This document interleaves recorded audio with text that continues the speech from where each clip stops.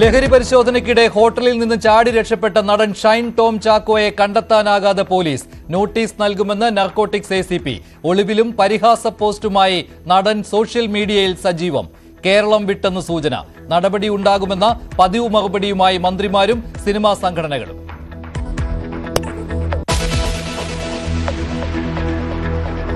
Cinema സെറ്റിലെ ലഹരി ഉപയോഗത്തെക്കുറിച്ച് നടി വിൻസി അലോഷ്യസിൽ നിന്ന് മൊഴിയെടുക്കാനുള്ള നീക്കം ഉപേക്ഷിച്ച് എക്സൈസ്. നടി പരാതി നൽകാത്തതിനാൽ അന്വേഷണമില്ല.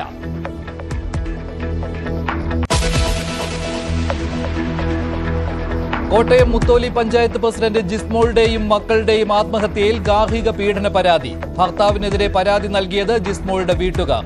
ആത്മഹത്യയാണോ എന്ന് സംശയമുണ്ടെന്നും പരാതി.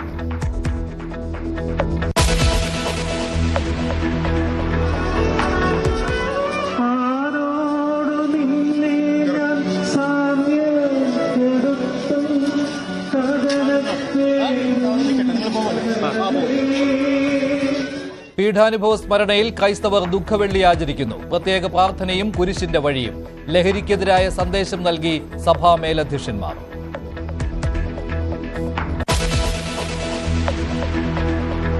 ഈടായി നൽകിയ ആധാരം ഉപയോഗിച്ച് KSFE ജീവനക്കാരന്റെ തട്ടിപ്പ്. ആലപ്പുഴ ഇരുമ്പുപാലം ബ്രാഞ്ചിലെ ജീവനക്കാരൻ തട്ടിച്ചത് 30 ലക്ഷം. ആധാരം നൽകിയത് സ്വന്തം ചിട്ടിക്കുള്ള ജാമ്യമായി.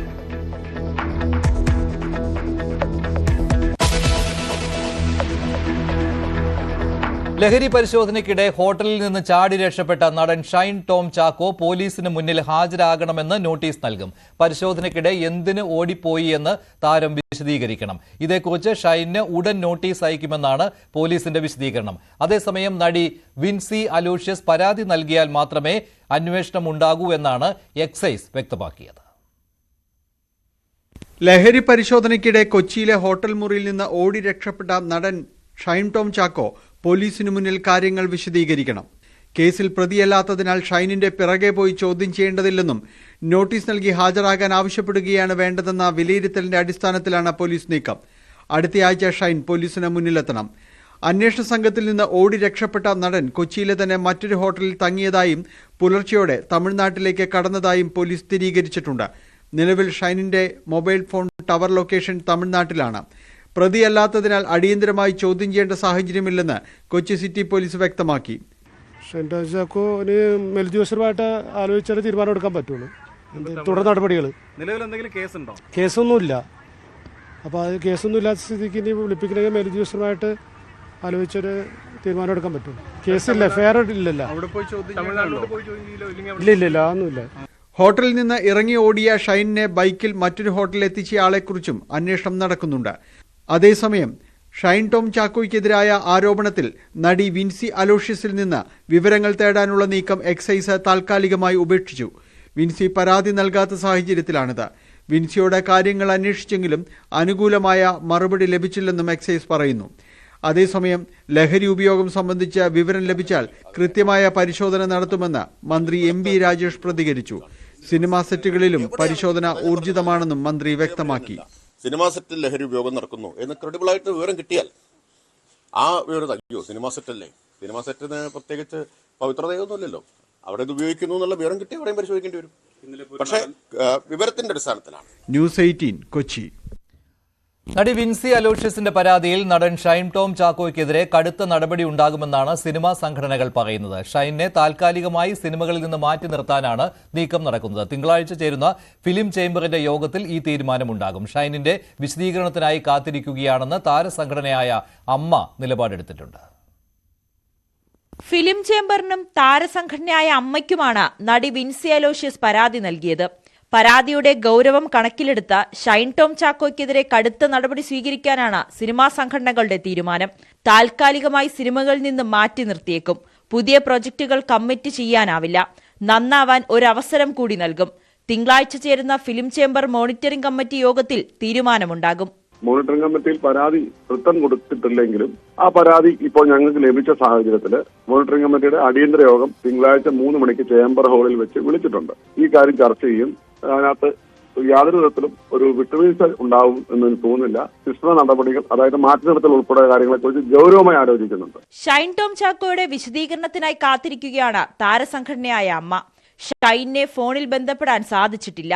വിശദീകരണം ലഭിച്ചാലും ഇല്ലെങ്കിലും എത്രയും വേഗം നടപടിയുണ്ടാകുമെന്ന് അഡ്ഹോക് കമ്മിറ്റി അംഗം വിനു മോഹൻ പറഞ്ഞു. നമ്മളിപ്പോൾ വിശദീകരണം ചോദിച്ചിട്ടുണ്ട്. ഷൈനെ റീച്ച് ചെയ്യാൻ നമുക്ക് കിട്ടിയിട്ടില്ല. ഫോണിൽ അങ്ങനെ ഒരു അവൈലബിൾ ആയിട്ട് കിട്ടിയിട്ടില്ല. സംസാരിക്കാനോ കഴിഞ്ഞിട്ടില്ല. ഇൻഷൂർ നമ്മൾ സംസാരിച്ചിരുന്നു, കാര്യങ്ങൾ എല്ലാം സംസാരിച്ചിരുന്നു. അപ്പം ഇതെന്തായാലും ഈ ഒരു അടുത്ത സാറ്റർഡേ സൺഡേ കഴിഞ്ഞ ഒരു അടുത്ത തിങ്കളാഴ്ച കഴിയുമ്പോഴത്തേക്ക് നമുക്ക് അതിനൊരു കൃത്യമായിട്ടുള്ള ഒരു തീരുമാനത്തിലേക്ക് പോകാമെന്നാണ് വിചാരിക്കുന്നത്. ആ വിശദീകരണം കിട്ടും എന്നാണ് പ്രതീക്ഷിക്കുന്നത്. ആഭ്യന്തര പരാതി പരിഹാര സെൽ കുറ്റക്കാരനാണെന്ന് കണ്ടെത്തിയാൽ 1 വർഷം വരെ സിനിമയിൽ നിന്ന് മാറ്റി നിർത്താനാകും. സർക്കാർ ഉൾപ്പെടെ കടുത്ത നടപടികളിലേക്ക് കടക്കുന്ന സാഹചര്യത്തിൽ ഷൈൻ ടോം ചാക്കോയ്ക്കെതിരായ കുരുക്ക് മുറുകുകയാണ്. ന്യൂസ് 18 കൊച്ചി. നടി വിൻസി അലോഷ്യസിന്റെ പരാതി ഗൌരവമുള്ളതാണെന്ന് മന്ത്രി സജി ചെറിയാൻ. സിനിമാ മേഖലയിലെ ലഹരി ഉപയോഗത്തിൽ മുഖം നോക്കാതെ നടപടിയെടുക്കുമെന്നാണ് മന്ത്രി പറയുന്നത്. കൃത്യമായ നിലപാട് സ്വീകരിച്ച വിൻസി അലോഷ്യസിന് അഭിനന്ദനം ഉണ്ടെന്നും മന്ത്രി പറഞ്ഞു. ഷൈൻ ടോം ചാക്കോയെ വെള്ള പൂശിയിട്ടില്ലെന്ന് നടി മാല പാർവതി. ഷൈൻ സെറ്റിൽ എങ്ങനെയാണ് എന്ന് ചോദിച്ചതിന് തന്റെ അനുഭവം പറഞ്ഞതാണ്. വിൻസി കേസ് കൊടുക്കണം എന്ന് തന്നെയാണ് പ്രതികരിച്ചത്. ഒരു ടെലിഇന്നിന്റെ ലിമിറ്റഡ് സമയത്തിൽ വിശദീകരിക്കാൻ പറ്റാത്ത കാര്യം പറഞ്ഞു തുടങ്ങി. അതാണ് തെറ്റിദ്ധാരണ ഉണ്ടാക്കിയതെന്നും മാല പാർവതി സാമൂഹ്യമാധ്യമങ്ങളിൽ കുറിച്ചു. വീട്ടിൽ കഞ്ചാവ് ചെടി വളർത്തിയതിന് പിടിയിലായ ജതിൻ വിത്ത് കൊണ്ടുവന്നത് രാജസ്ഥാനിൽ നിന്ന്. AG's ഓഫീസ് ഉദ്യോഗസ്ഥനായ ജിതിൻ കഴിഞ്ഞ ദിവസമാണ് അറസ്റ്റിലായത്. പ്രതിയെ എക്സൈസ് കസ്റ്റഡിയിൽ വാങ്ങി ചോദ്യം ചെയ്യും. ആദ്യമായാണ് കഞ്ചാവ് ചെടി വളർത്തിയതെന്ന് ഇയാൾ മൊഴി നൽകിയിട്ടുണ്ട്. ഇന്നലെയാണ് കമലേശ്വരത്തെ വാടക വീട്ടിൽ നിന്ന് AG's ഓഫീസിലെ ഗസറ്റഡ് ഉദ്യോഗസ്ഥൻ ജതിനെ എക്സൈസ് അറസ്റ്റ് ചെയ്തത്. വീടിന്റെ ടെറസിൽ ചെടിച്ചട്ടിയിലാണ് കഞ്ചാവ് ചെടികൾ വളർത്തിയിരുന്നത്. സമീപത്തെ പുരയിടത്തിൽ കള്ളു ചെത്താനെത്തിയവരാണ് ടെറസിൽ കഞ്ചാവ് ചെടികൾ കണ്ടത്. ഇവർ എക്സൈസിനെ വിവരമറിയിക്കുകയായിരുന്നു. ജതിനിൽ നിന്ന് കഞ്ചാവ് ചെടിയുടെ വിത്തുകളും പിടിച്ചെടുത്തിരുന്നു. ഇടയ്ക്ക് കഞ്ചാവ് ഉപയോഗിക്കാറുണ്ടെന്നും രാജസ്ഥാനിൽ നിന്നാണ് വിത്തുകൾ കൊണ്ടുവന്നതെന്നുമാണ് ഇയാൾ എക്സൈസിന് നൽകിയ മൊഴി. UP, ബീഹാർ സ്വദേശികളാണ് ജതിനൊപ്പം താമസിക്കുന്നത്. ഇവർക്ക് പങ്കില്ലെന്നും താൻ ഒറ്റയ്ക്കാണ് കഞ്ചാവ് വളർത്തിയതെന്നുമാണ് ജതിൻ പറയുന്നത്. ഇത് എക്സൈസ് മുഖവിലക്കെടുത്തിട്ടില്ല. കോടതിയിൽ ഹാജരാക്കിയ ശേഷം ജതിനെ കസ്റ്റഡിയിൽ വാങ്ങി ചോദ്യം ചെയ്യാനാണ് തീരുമാനം. ഇയാളുടെ സഹപ്രവർത്തകരിൽ നിന്നും കൂടുതൽ വിവരങ്ങൾ ലഭിക്കുമെന്ന പ്രതീക്ഷയിലാണ് എക്സൈസ് സംഘം. ന്യൂസ് 18 തിരുവനന്തപുരം. തിരുവനന്തപുരം പോത്തൻകോട് യുവാക്കൾക്ക് നേരെ ലഹരി സംഘത്തിന്റെ ആക്രമണം. കാട്ടായിക്കോണം സ്വദേശികളും സഹോദരങ്ങളുമായ രതീഷ്, രജനീഷ് എന്നിവരാണ് ആക്രമിക്കപ്പെട്ടത്. രതീഷിനെ അക്രമി സംഘം വെട്ടിപ്പരിക്കേൽപ്പിച്ചു. കഞ്ചാവ് വിൽക്കുന്ന വിവരം പോലീസിൽ അറിയിച്ചതിനുള്ള വൈരാഗ്യമാണ് ആക്രമണത്തിന് കാരണം. പ്രതികൾക്ക് വേണ്ടി പോത്തൻകോട് പോലീസ് അന്വേഷണം തുടങ്ങിയിട്ടുണ്ട്. അപ്പോൾ ഏകദേശം 12 മണിയായിരുന്നു. അതുമുതൽ 3 മണിവരെ ദേശമാകമാനം അന്ധകാരത്തിലാണ്. സൂര്യന്റെ പ്രകാശം നിലച്ചു. ദേവാലയത്തിലെ തിരശീല നെടുക കീറിപ്പോയി. പിതാവേ, തൃക്കരങ്ങളിൽ എൻ്റെ ആത്മാവിനെ ഞാൻ സമർപ്പിക്കും എന്ന് ഉച്ചശബ്ദത്തിൽ പറഞ്ഞുകൊണ്ട് യേശു പ്രാണൻ വെടിഞ്ഞു. ഈ സംഭവം കണ്ടുനിന്ന ശതാധിപൻ അതിൽ ദൈവത്തിന്റെ മഹത്വം ദർശിച്ചു. നിശ്ചയമായും ഈ മനുഷ്യൻ നീതിമാനായി.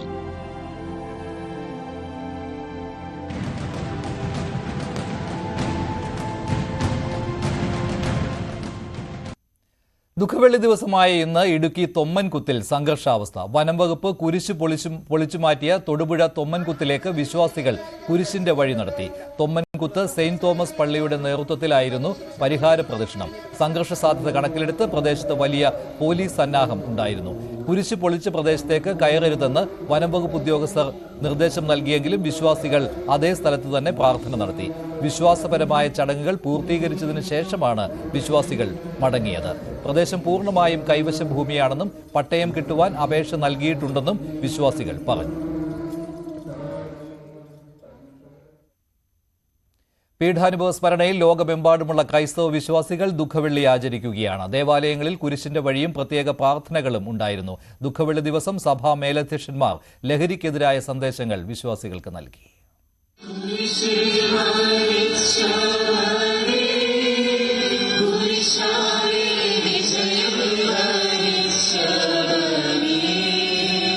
പീലാത്തോസിന്റെ ഭവനത്തിൽ നിന്നും കുരിശുമരണത്തിനായി ഗാഗുൽത്ത മലയിലേക്കുള്ള യേശുവിന്റെ പീഠാനുഭവ യാത്രയുടെ ഓർമ്മ പുതുക്കി ആയിരങ്ങൾ കുരിശിന്റെ വഴിയിൽ പങ്കെടുത്തു.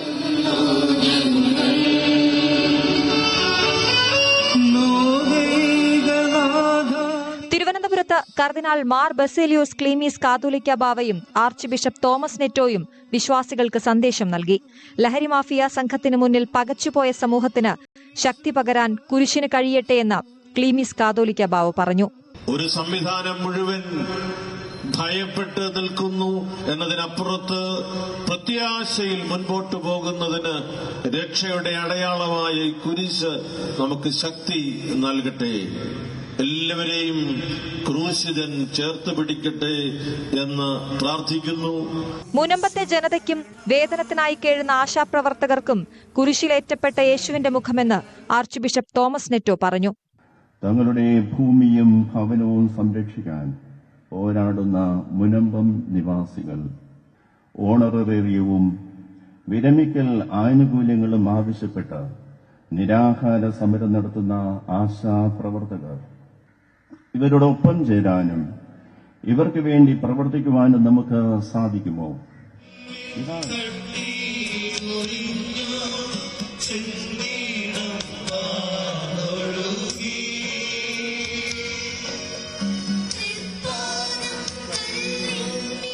ആർച്ച് ബിഷപ്പ് വർഗീസ് ചക്കാലയ്ക്കൽ കോഴിക്കോട് നഗരത്തിലെ കുരിശിന്റെ വഴിക്ക് നേതൃത്വം നൽകി. ദുഃഖവെള്ളി ക്ഷമയുടെ സന്ദേശമാണ് നൽകുന്നത്. മുനമ്പം ഭൂമി പ്രശ്നമടക്കം രമ്യമായി തീരുമെന്നാണ് കരുതുന്നത്. സർക്കാരിനെ വിശ്വാസമുണ്ടെന്നും ആർച്ച് ബിഷപ്പ് പറഞ്ഞു. പരിഹരിക്കപ്പെടാനല്ല ഓരോ ഗവൺമെന്റും ആഗ്രഹിക്കുക.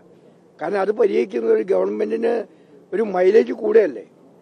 അപ്പോൾ മനഃപൂർവ്വം ഇത് മാറ്റിവെച്ച് അത് തടസ്സപ്പെടുത്തുകയാണെന്നൊന്നും ഞാൻ ചിന്തിക്കുന്നില്ല. പക്ഷേ ഇതിനൊക്കെ ചിലപ്പോൾ സമയം, നിയമത്തിൻ്റെ വശങ്ങളൊക്കെ നോക്കുമ്പോൾ അതിന് സമയം വേണ്ട വരും.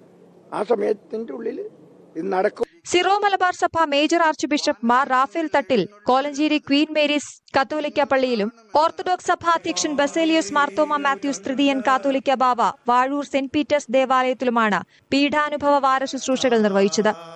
യാക്കോബായ സഭയുടെ ശ്രേഷ്ഠ കാത്തോലിക്ക ബാവയായി കഴിഞ്ഞ ദിവസം സ്ഥാനാരോഹണം ചെയ്ത ബസേലിയോസ് ജോസഫ് ബാവ കോട്ടയം മണർകാട് സെന്റ് മേരീസ് യാക്കോബായ സുറിയാനി പള്ളിയിലാണ് ദുഃഖവെള്ളി കർമ്മങ്ങൾ അനുഷ്ഠിച്ചത്.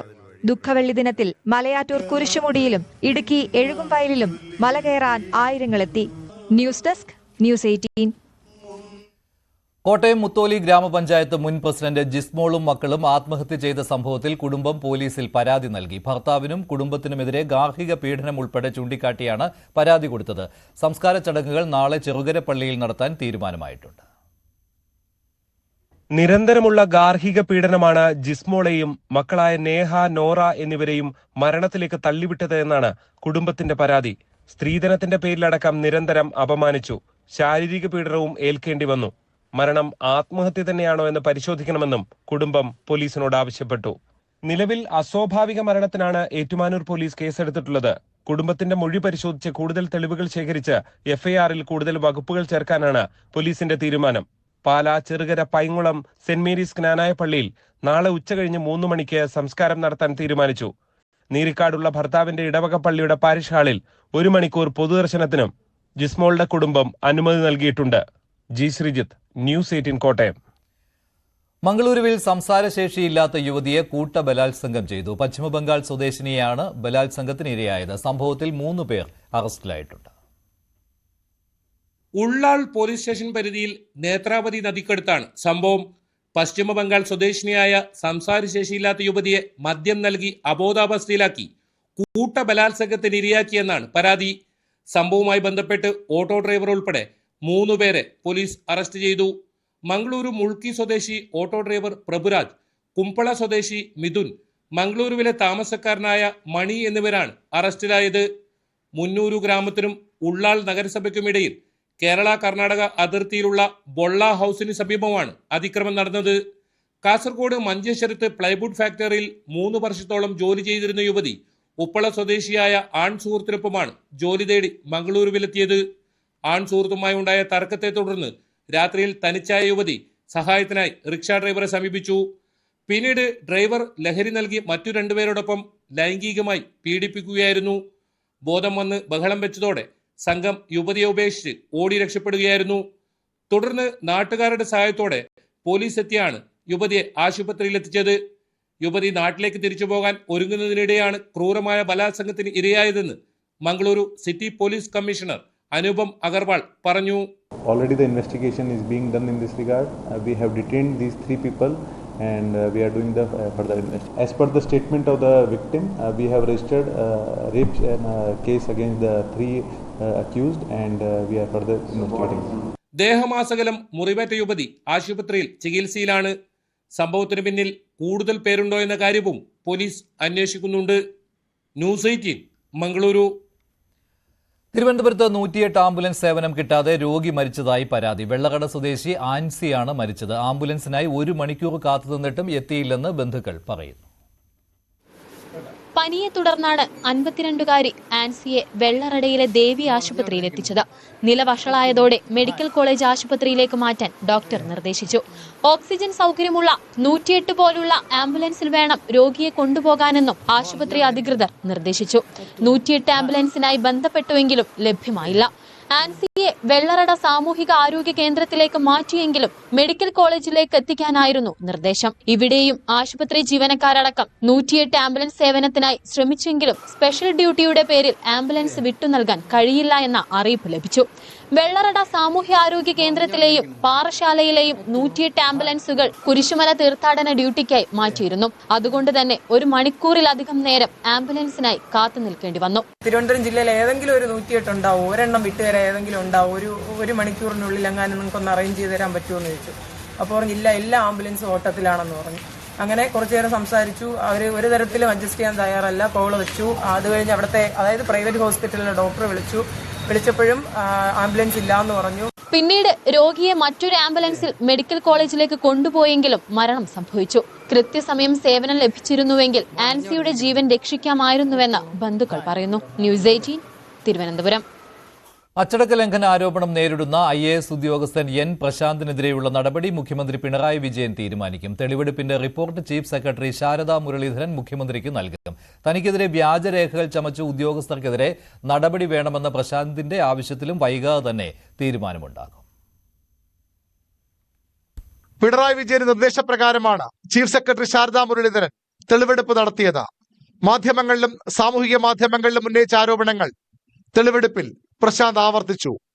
Additional chief secretary doctor A ജയതിലകനെതിരെ പരസ്യ വിമർശനം ഉന്നയിച്ചതിനായിരുന്നു പ്രശാന്തിനെ കഴിഞ്ഞ നവംബറിൽ സർക്കാർ സസ്പെൻഡ് ചെയ്തത്. പരസ്യ വിമർശനത്തിന്റെ പേരിൽ നടപടി നേരിട്ടെങ്കിലും പ്രശാന്ത് വിമർശനം തുടർന്നു. തെളിവെടുപ്പിന് മുമ്പും ശേഷവും ചീഫ് സെക്രട്ടറി ഉൾപ്പെടെയുള്ളവരെയും പരിഹസിച്ചും വിമർശിച്ചും പ്രശാന്ത് രംഗത്ത് വന്നിരുന്നു. ഉന്നത ഉദ്യോഗസ്ഥനെതിരെ മാധ്യമ വിമർശനം ഉന്നയിച്ചതിന്റെ പേരിൽ നടപടിയെടുക്കാൻ കഴിയുമോ എന്നതാണ് സർക്കാരിന് മുന്നിലുള്ള പ്രധാന ചോദ്യം. 2022 മുതൽ തന്റെ പ്രൊമോഷൻ തടഞ്ഞു വച്ചത് നിയമവിരുദ്ധമെന്നാണ് പ്രശാന്തിന്റെ വാദം. പ്രശാന്തിനെതിരെ എന്ത് നടപടി വേണമെന്ന് മുഖ്യമന്ത്രി പിണറായി വിജയൻ തീരുമാനിക്കും. പ്രശാന്തിന്റെ പരാതി കൂടി പരിഗണിച്ച് കൂടുതൽ പരിശോധനകൾക്ക് അന്വേഷണ കമ്മീഷനെ വെക്കണമോ എന്ന കാര്യത്തിലും തീരുമാനമുണ്ടാകും. തനിക്കെതിരെ വ്യാജരേഖ ഉണ്ടാക്കിയ അഡീഷണൽ ചീഫ് സെക്രട്ടറി ജയതിലകിനും K ഗോപാലകൃഷ്ണനുമെതിരെ നടപടി വേണമെന്നാണ് പ്രശാന്തിന്റെ ആവശ്യം. ഇല്ലെങ്കിൽ നിയമവഴി തേടുമെന്ന മുന്നറിയിപ്പും പ്രശാന്ത് നൽകിയിട്ടുണ്ട്. പ്രശാന്തിന്റെ പരാതിയിൽ അന്വേഷണം ഉണ്ടാകുമോ എന്നതും നിർണായകമാണ്. ന്യൂസ് 18 തിരുവനന്തപുരം. CPM ജില്ലാ സെക്രട്ടറി ആയപ്പോൾ KK രാഗേഷിനെ പുകഴ്ത്തിയപ്പോൾ ഉണ്ടായ വിമർശനങ്ങളെ പരിഹസിച്ച് ഡോക്ടർ ദിവ്യ S അയ്യർ IAS. മഴ പെയ്തു കഴിഞ്ഞ് മരം പെയ്യുന്ന പോലെ ഇറ്റിറ്റ് വീഴുന്ന മഴത്തുള്ളികൾ ചിലമ്പുന്നതും പുലമ്പുന്നതും കേൾക്കുന്നുവെന്ന് ദിവ്യ S അയ്യർ കുറിച്ചു. തനിക്ക് ബോധ്യമുള്ളപ്പോൾ സ്നേഹാദരവ് അർപ്പിക്കുന്നത് പതിവാണെന്നാണ് ദിവ്യയുടെ വിശദീകരണം.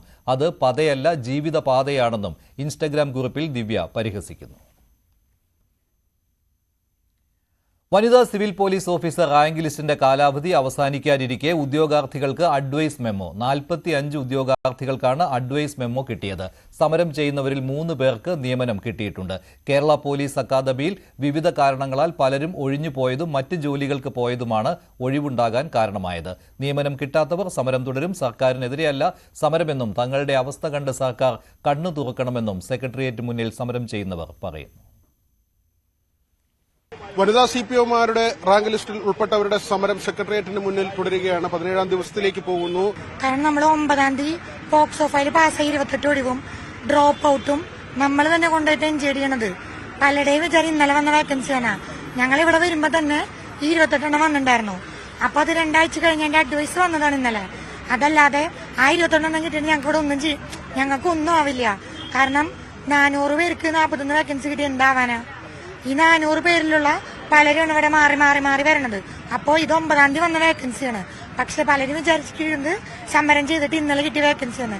9-ാം തീയതി ക്യാബിനറ്റ് കൂടിയിട്ട് 3 വർഷമായിട്ട് ഇരിക്കുന്ന ബോക്സ് ഓഫായില് നമ്മുടെ സമരം കൊണ്ട് തന്നെ പാസ്സാക്കി കിട്ടിയതാണ് 28 എണ്ണം. പക്ഷെ ആ 28 എണ്ണത്തിലൊന്നും ഞങ്ങളെ 400 പേരിലൊന്നും ആവില്ല. ഒരു ബോക്സ് ഓഫായിലും ഡ്രോപ്പ് ഔട്ട് മാത്രമേ കിട്ടിയിട്ടുള്ളൂ. ഈ 570 ഡ്രോപ്പ് ഔട്ട് അല്ലെങ്കിൽ 570 ക്യാമ്പ് വേക്കൻസി എവിടെ പോയി? പ്രതീക്ഷ ഉണ്ടോന്ന് ചോദിച്ചാൽ സർക്കാരിന് 1 മിനിറ്റ് മതി.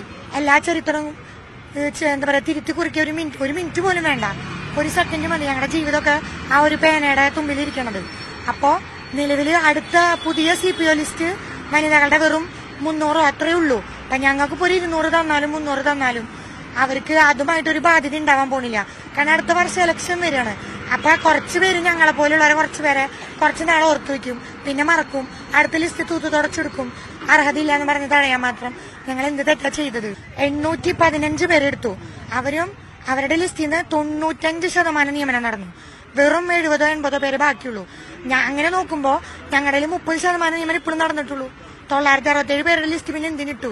336 നിയമനം നടത്തി. ബാക്കിയുള്ള ഇത്രയും പേര് എന്ത് ചെയ്യണം? നിങ്ങള് മുട്ടിലെഴയുന്നു, കർപ്പൂരം കത്തിച്ചു, പലവിധ സമരമാർഗങ്ങൾ നടത്തി. പക്ഷേ സർക്കാരിന്റെ ഭാഗത്ത് നിന്ന് എന്തെങ്കിലും ചർച്ചയ്ക്കോ എന്തെങ്കിലും ഒരു സാധ്യത? ഞങ്ങൾ സർക്കാരിന്റെ കണ്ണു തുറക്കാനും ഞങ്ങളുടെ ഒരു നിസ്സഹായാവസ്ഥ പരിഗണിക്കാൻ വേണ്ടിയിട്ടാണ് ഞങ്ങൾ ഇത്രയും എന്താ പറയാ കഠിനമായ ഞങ്ങളുടെ ദേഹം നോവിച്ചിട്ട് പല കാര്യങ്ങളും ഞങ്ങൾ ചെയ്തത്. എന്നിട്ടും കണ്ണു തുറന്നിട്ടില്ല എന്ന് പറയുമ്പോൾ നാളെയും കൂടി ഞങ്ങൾക്കൊരു പ്രതീക്ഷയുണ്ട്. വീട്ടിലെ സാഹചര്യമൊക്കെ എങ്ങനെയാണ്? വളരെ മോശ സാഹചര്യം. കാരണം പല സമ്മർദ്ദങ്ങളും വീട്ടിൽ നിന്നും നാട്ടിൽ നിന്നൊക്കെ ഉണ്ടായിട്ടും ഇത് തെരഞ്ഞെടുത്ത് വന്നൊരു വ്യക്തിയാണ് ഞാൻ. സർക്കാർ കണ്ണു തുറക്കില്ല എന്ന് പറയുമ്പോൾ നമ്മുടെ നാട്ടിൽ ചെല്ലുമ്പോൾ എല്ലാവരുടെ ചോദ്യചിഹ്നത്തിന് മുന്നിലും ഞങ്ങളുടെ ഹാർഡ് വർക്കും കഠിനപ്രയത്നമൊക്കെ 0 ആവുന്ന ഒരു സാഹചര്യം ഉണ്ടാവണേ. ഇവർ അവസാന നിമിഷത്തെ ഒരു പ്രതീക്ഷയിലാണ്. സർക്കാരിന്റെ ഭാഗത്ത് നിന്ന് എന്തെങ്കിലും ഒരു പോസിറ്റീവായ തീരുമാനമുണ്ടാകുമെന്ന് ഇവർ കരുതുന്നു. അരുൺ പാലോടിനൊപ്പം VV വിനോദ്, ന്യൂസ് 18 തിരുവനന്തപുരം. ആലപ്പുഴയിൽ KSFE-ക്ക് ഈടായി നൽകിയ ആധാരം ഉപയോഗിച്ച് KSFE ജീവനക്കാരന്റെ തട്ടിപ്പ്. KSFE ഇരുമ്പുപാലം സെക്കൻഡ് ബ്രാഞ്ചിൽ ഈടായി നൽകിയ കലവൂർ സ്വദേശി സുമയുടെ ആധാരം ഉപയോഗിച്ചാണ് തട്ടിപ്പ് നടത്തിയത്. സ്പെഷ്യൽ ഗ്രേഡ് അസിസ്റ്റന്റായ രാജീവ് സ്വന്തം ചെട്ടിക്ക് ജാമ്യമായി നൽകി 30 ലക്ഷം രൂപയാണ് ബാധ്യതയുണ്ടാക്കിയത്. രാജീവ് പണം തിരിച്ചടയ്ക്കാതായതോടെ റവന്യൂ റിക്കവറി നോട്ടീസ് സുമയ്ക്ക് കിട്ടുകയായിരുന്നു. KSFE-യുടെ ഇരുമ്പുപാലം ശാഖയിൽ ചേർന്ന 12 ലക്ഷത്തിന്റെ ചിട്ടിയിൽ നിന്ന് വീട് നിർമ്മാണത്തിനായി 6 ലക്ഷം രൂപ വായ്പ എടുക്കാൻ ശ്രമിച്ചപ്പോഴാണ് 12 സെന്റ് സ്ഥലം ആദ്യം ഈടായി KSFE സുമയോട് ചോദിക്കുന്നത്. പിന്നീട് സ്ഥലത്തേക്കുള്ള വഴി പോരെന്ന് ചൂണ്ടിക്കാട്ടി സുമയുടെ ഭർത്താവിന്റെ പേരിലുള്ള 8 സെന്റ് ഭൂമിയുടെ ആധാരം കൂടി ആവശ്യപ്പെട്ടു. വായ്പാ നടപടിക്രമങ്ങൾക്കായി KSFE-യിൽ നിന്ന് ബന്ധപ്പെട്ടത് രാജീവായിരുന്നു. 6 ലക്ഷം രൂപയ്ക്കായി മുഴുവൻ 20 സെന്റ് ഭൂമിയുടെ ആധാരം രാജീവ് വാങ്ങിയെടുത്തു. KSFE ശാഖയിൽ ചെന്നപ്പോഴും യാതൊരു സംശയവും തോന്നിയിട്ടില്ലെന്ന് പരാതിക്കാർ പറയുന്നു. 6 ലക്ഷം വായ്പ തിരിച്ചടച്ച ശേഷം ആധാരം വാങ്ങാനായി ചെന്നപ്പോഴാണ് തട്ടിപ്പ് വിവരം പുറത്തുവരുന്നത്. സുമയുടെ വായ്പയ്ക്കായി ആകെ ഉപയോഗിച്ചിട്ടുള്ളത് വഴിക്കായി എന്ന് പറഞ്ഞ് വാങ്ങിയ ഭർത്താവിന്റെ പേരിലുള്ള രണ്ടാമത്തെ ആധാരമായ 8 സെന്റ് ഭൂമിയുടെ ഈട് മാത്രമാണെന്ന് കണ്ടെത്തുകയായിരുന്നു. വായ്പ തിരിച്ചടച്ചു കഴിഞ്ഞാണ് ഞങ്ങൾ ആധാരം ചോദിക്കുമ്പോഴത്തേക്കുമാണ് പറയുന്നത് ഒരെണ്ണവേ ഉള്ളൂ, ഒരെണ്ണം ഇല്ലെന്ന് പറയുന്നു. അത് ആരുടെയാണ്? നിങ്ങളുടെ ലോണിന് വേണ്ടി ഉപയോഗിച്ചിരിക്കുന്നത് ഏത് ആധാരം മാത്രമാണ്? ഞങ്ങളുടെ ലോണിന് ഭർത്താവിന്റെ ആധാരമാണ് ലോണിന് വേണ്ടിയിട്ട് ഉപയോഗിച്ചിരിക്കുന്നത്. അതായത് വഴിക്കെന്ന് പറഞ്ഞ കുറവ് ഭൂമിയുള്ള ആധാരമാണ്, കൊടുത്ത ആധാരമാണ് ഞങ്ങളുടെ ആവശ്യത്തിനായി ഉപയോഗിച്ചിരിക്കുന്നത്. പിന്നീട് സുമയ്ക്ക് KSFE-യിൽ നിന്ന് ലഭിച്ചത് തന്റെ 12 സെന്റ് പുരയിടം ജപ്തി ചെയ്യുന്നുവെന്ന് ചൂണ്ടിക്കാട്ടിയുള്ള റവന്യൂ റിക്കവറി നോട്ടീസുകളായിരുന്നു. തുടരന്വേഷണത്തിൽ 6 ലക്ഷം രൂപ വായ്പയ്ക്കായെന്ന് പറഞ്ഞ കുടുംബത്തിൽ നിന്ന് കൈപ്പറ്റിയ ആദ്യത്തെ 12 സെന്റ് പുരയിടത്തിന്റെ ആധാരം KSFE ജീവനക്കാരൻ കൂടിയായ രാജീവ് തന്റെ 30 ലക്ഷം രൂപ ബാധ്യതയ്ക്ക് ഈടായി KSFE-യിൽ തന്നെ നൽകിയിട്ടുണ്ടെന്ന് കണ്ടെത്തി. റവന്യൂ റിക്കവറി നോട്ടീസുകളിൽ നിന്ന് ഇക്കാര്യം വ്യക്തമായി.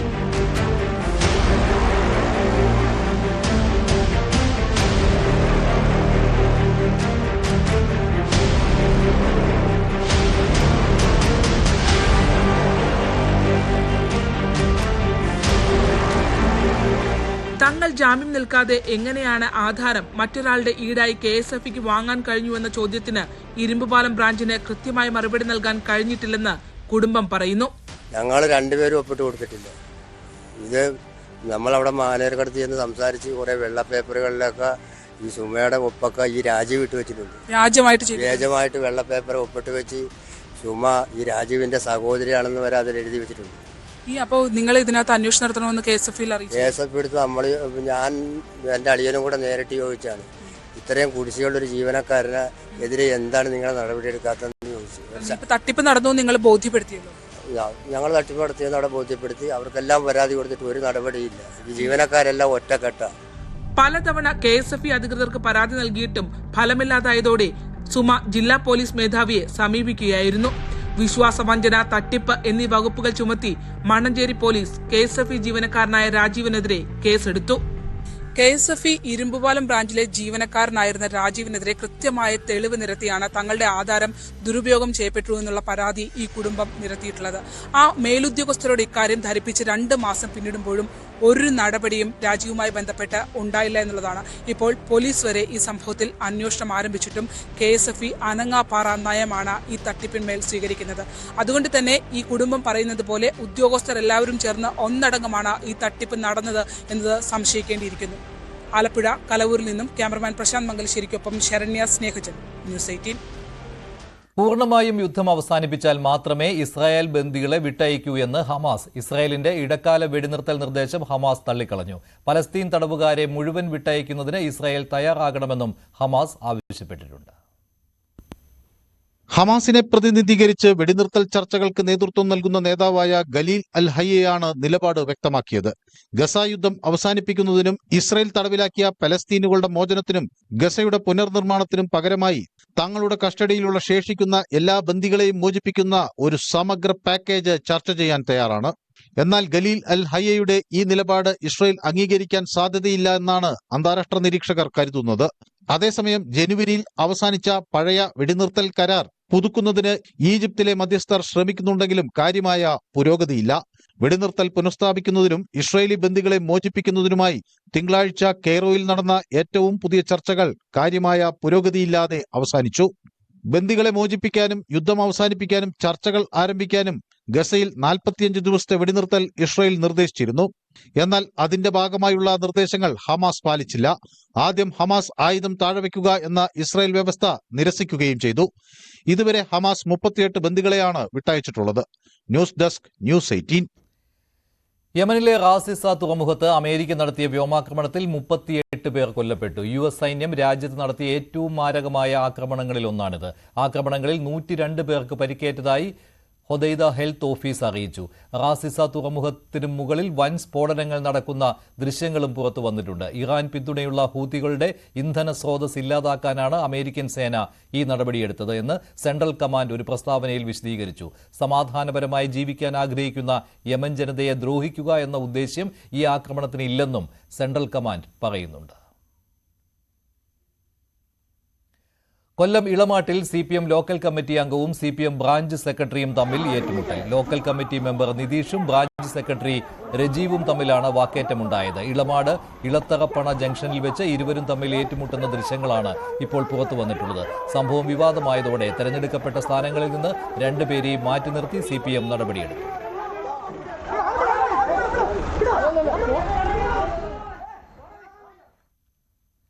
തമിഴ്നാട്ടിലെ ഭാഷാ വിവാദത്തിൽ പ്രതികരണവുമായി നടൻ കമൽഹാസൻ. ഇംഗ്ലീഷ് ഇന്ത്യയുടെ ലിങ്ക് ഭാഷയാണ്, ഇതെല്ലാം തമിഴർക്ക് അറിയാവുന്നതാണെന്നും കമൽഹാസൻ പറഞ്ഞു. തന്റെ പുതിയ ചിത്രമായ തഗ് ലൈഫിന്റെ ലോഞ്ചിനിടെയായിരുന്നു കമൽഹാസന്റെ പരാമർശം.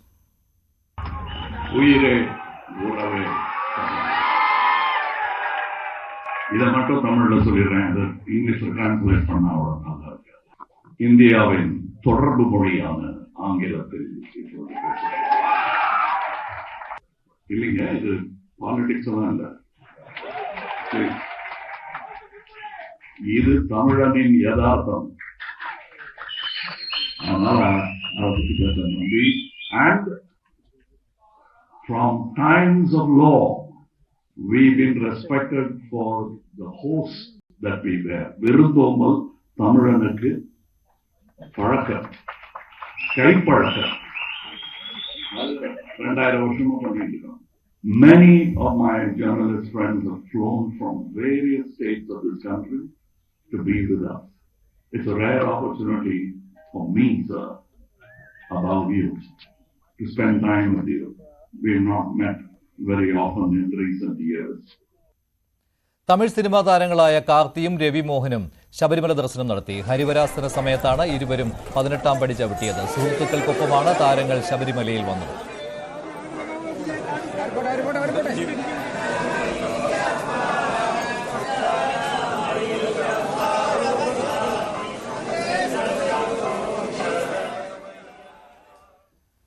IPL-ൽ പഞ്ചാബ് കിങ്സ് ഇന്ന് റോയൽ ചലഞ്ചേഴ്സ് ബംഗളൂരുവിനെ നേരിടും. അവസാന മത്സരത്തിൽ ജയിച്ച ആത്മവിശ്വാസത്തിലാണ് രണ്ട് ടീമുകളും. ഇന്ന് ജയിച്ചാൽ പോയിന്റ് പട്ടികയിൽ റോയൽ ചലഞ്ചേഴ്സിന് 1ാം സ്ഥാനത്തെത്താം. രാത്രി 7:30 ബാംഗ്ലൂർ ചിന്നസ്വാമി സ്റ്റേഡിയത്തിലാണ് മത്സരം.